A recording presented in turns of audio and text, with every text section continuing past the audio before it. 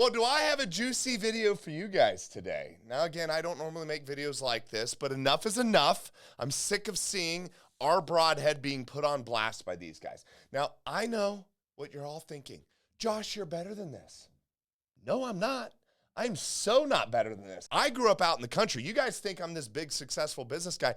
I grew up on the sticks on a dirt road. When someone picked a fight with you, you punched them in the face. Now, first of all, bashing other brands to make your own look better is just poor business etiquette. But they swung first. So buckle in, boys. I'm swinging back. Real quick, I want to address something in this video that they posted. You can see they're claiming it takes 11 pounds of force to deploy a beast in the static position, which is not true and very misleading. When a beast deploys, it has over 20 pounds of spring force assisting the blades into the open position, firing the blades at over 1,200 feet per second, past parallel, slamming into that gauge, and that gauge is then falsely recording that as blade deployment force, when it actually is recording the stored energy leaving the ferrule, transferring into those blades, which you can easily see the blades deployed into the force gauge in this video. Because of our super sick spring-loaded blades, it is very difficult to test a BEAST Broadhead's deployment force on a force gauge in the static position. But we did figure this out, and it does take less than 3.5 pounds of force to deploy, which you're about to find out means absolutely nothing in the hunting situation. And by the way, they do know this, but they're still choosing to be dishonest and try to produce misleading results over and over again because they're getting their butts kicked in the market. So this has to be one of the most embarrassing videos I have ever seen from a broadhead company. Even though I grew up out in the sticks, even I understand the basics of physics and engineering principles. And what they're demonstrating here is that they don't understand it. The most embarrassing part about this is they're asking people to trust their design when they literally don't understand the difference between static mechanics and dynamic mechanics, aka static deployment versus dynamic deployment. And this isn't some obscure engineering concept. This is first semester engineering, and they still got it wrong. The craziest part about this video is they're trying to convince you that this is a benefit of their product. No! But more on that later in the video. Before I dive into all this, I want to explain the difference really quick. Static mechanics measure objects at rest, where there's no acceleration.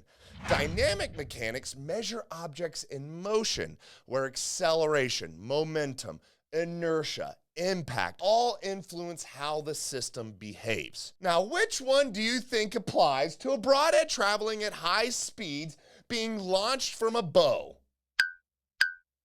Not static mechanics. Sorry, that was uncalled for. Unless you're planning on walking up to the deer and pushing the broadhead through it, the moment the arrow leaves the bow, it becomes a dynamic system. Momentum, inertia, deacceleration, rotational forces, spring forces, all began interacting simultaneously on impact. And we all actually intuitively understand this. We just don't usually think about it in terms of physics. So let me demonstrate this for you. You can see when I accelerate my truck with the doors open, they swing shut. Now watch what happens when I do the opposite. From an acceleration state, then I slam on my brakes, rapidly deaccelerating. Those same doors swing open.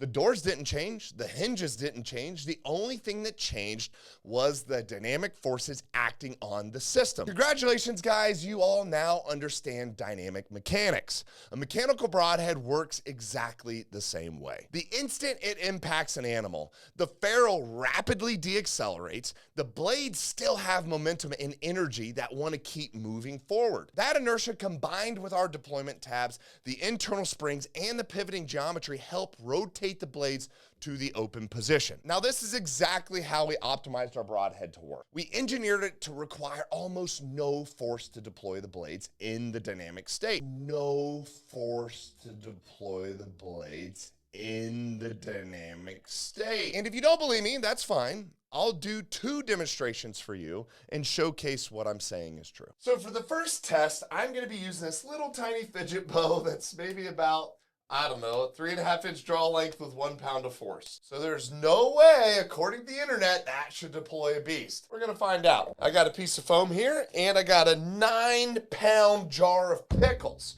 Now what we're gonna do with this is I'm gonna show you guys the static force to deploy a beast. So if I take this and I'm gonna push this in slowly, you can see I can push a 9-pound jar of pickles across the table without deploying the blades. You'd be like, oh my gosh, it takes way too much force to deploy a beast. However, that's not how physics works. So here we go. I'm going to show you guys by shooting this beast, same one I just pushed out of this little tiny fidget bow into this foam, and show you what dynamic deployment looks like, which is what we've engineered our product for. So there you go. Let's see if it deployed. It sure did. You guys can see it as I'm pulling that out, fully deployed. Now again, 1 pound, 3.5-inch draw like that shouldn't have happened, right? But it did. The reason this works is because we engineered our product for dynamic deployment, not static deployment. You don't want a broadhead that deploys easily in the static position because then you get a lot of false deployments.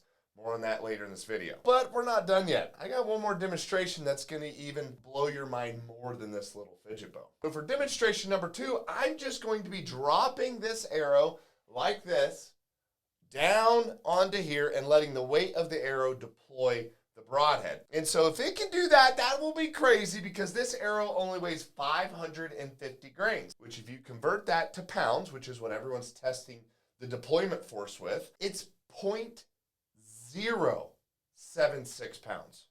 Not 0.1, not 1 pound, 0.076 pounds. So again, uncut, here we go. I'm going to show you. We got the beast. We're going to push the 9-pound jar of pickles.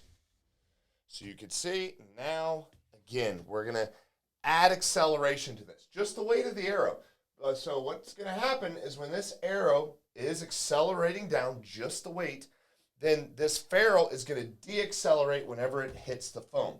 The blades themselves still have momentum. So those blades are going to then open just like the car demonstration earlier. When I deaccelerated the car, the doors swung open. Well, that's exactly what's going to happen with the BEAST Broadheads because we have spring-assisted blade deployment. So this has over 20 pounds of force stored in here. And the way we've done our blade lock geometry is optimized exactly for dynamic deployment, not static deployment. Very, very big difference. And obviously, I'm going to demonstrate how little force it actually takes to deploy Beast. So here we go. And just the weight of the arrow. And you can see it deployed. Just the weight of the arrow, guys. That's less than 0.076 pounds of force, which is basically non-existent. And that's just the speed of the weight of the arrow. Now imagine accelerating out of a bow, the difference. So that is how I could take a broadhead and do this and push a jar of pickles around and then take that same broadhead with just using the weight of the arrow and deploy it like that. That is real physics, real science, and real engineering by Beast here. This is next level technology we've built into our broadhead. So if you're impressed and you understand now the difference between broadhead optimized for dynamic deployment versus static deployment. All right, demonstration's over, back to the video. Now let's do the rough math. My hunting arrow weighs about 550 grains. Converting that to pounds, it would only weigh 0.076 pounds.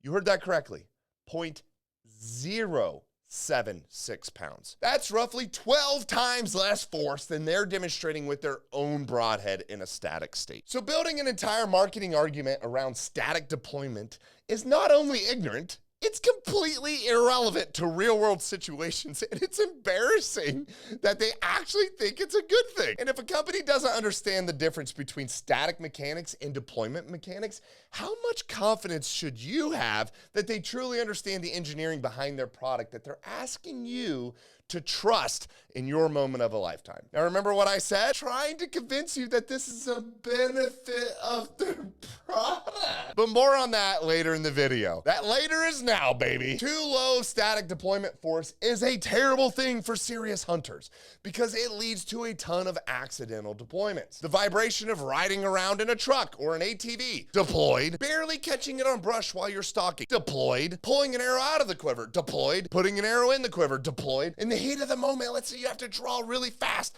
and your arrow bounces off your rest, deployed. You know how we know this? Because our original Beast took 1.3 pounds of force to deploy. And you know what our #1 customer complaint was? accidental deployments. Now, lucky for our broadhead, you can actually shoot it in the deployed position and still hit the middle because our blades are taut in the open position and not floppy like other broadheads and other brands. But regardless, did we double down and try to convince you and market to you that this was a good thing? No. We went back to the drawing board, optimized our deployment geometry, and increased our static deployment force while decreasing our dynamic deployment force. In short, we fixed it. And that's what companies should do. Identify the weakness, engineer the solution, and improve the product. And here at Beast, we are constantly doing that. And since we've launched, we've made easily 30 plus engineering improvements on our finished product. And you know how we were able to do that? Because we build them right here in America. Cue bald eagle. Because of that, we can make quick changes and improvements to our product. Now, if your broadheads are made in China, that significantly makes that process way harder, which is why this doesn't get done by many other companies, because that's exactly where they make them. At Beast, we don't ask you to trust our marketing. We ask you to trust the physics and real customer results. We test it, we prove it, and our customers show it. For all of you who trust Beast in the moment of truth, I salute you guys. You are our soldiers out there spreading the word for Beast. We couldn't do this without you guys. Thank you so much for doing your part in educating the masses and spreading the love and leaving the positive comments and sharing your testimonies. We love reading those. If you like this video, it's a little naughty, but let me know in the comments. I have lots of these that I can make.